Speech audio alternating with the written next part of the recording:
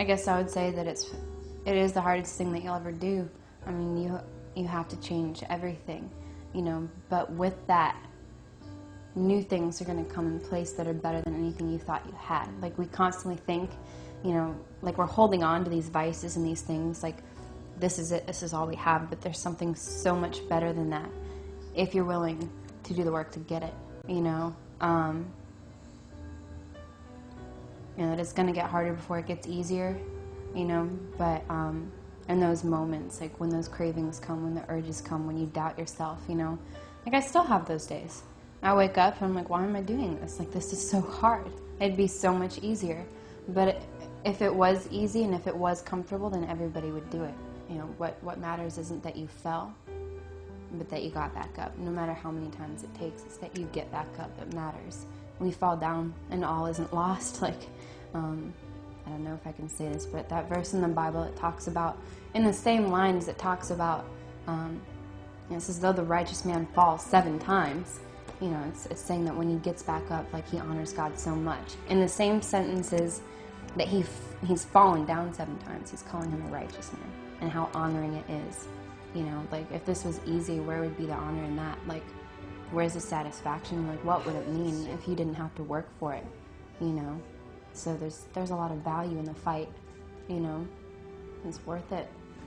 Yeah, just that it's a process, and you know, it takes time. It takes sitting through those moments. It takes fighting through the doubts and the days that you lose sight of why you're doing this.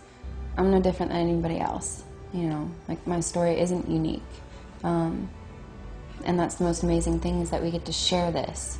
You know, that we get to have community. I'm going through this, and at the same time, there are thousands of other people walking through the same thing with me. You know, I just have to worry about today. Today I'm doing good. We're okay. I guess one of the biggest things I've learned is that simple and easy aren't the same thing. You know,